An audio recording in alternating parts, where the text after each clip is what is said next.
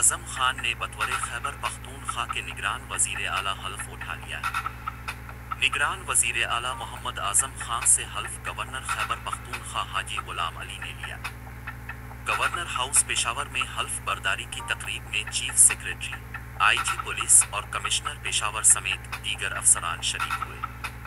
جبکہ وفاقی وزیر مذہبی امور عبدالشکور، اسپیکر مشتاق غنی، سابق گورنر اقبال ظفر جھگڑا اور امیر مقام سمیت اپوزیشن لیڈر اکرم خان درانی،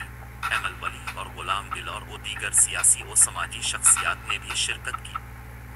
گزشتہ روز محمود خان اور اکرم خان درانی نے اعظم خان کا نام نگران وزیر اعلیٰ کے لیے فائنل کیا تھا۔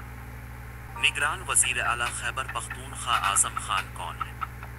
واضح رہے کہ اعظم خان کا انعام بطور نگران وزیر اعلیٰ آتے ہی سیاسی حلقوں اور عام لوگوں میں یہ بحث بھی چھڑ گئی کہ عمران خان کے دور اقتدار میں ان کے پرنسپل سیکریٹری اعظم خان کو ہی نگران وزیر اعلیٰ بنا دیا گیا ہے۔ تاہم بعد ازاں یہ بات سامنے آ گئی کہ دونوں کے نام ایک جیسے ہیں، لیکن نگران وزیر اعلیٰ کا پورا نام محمد اعظم خان ہے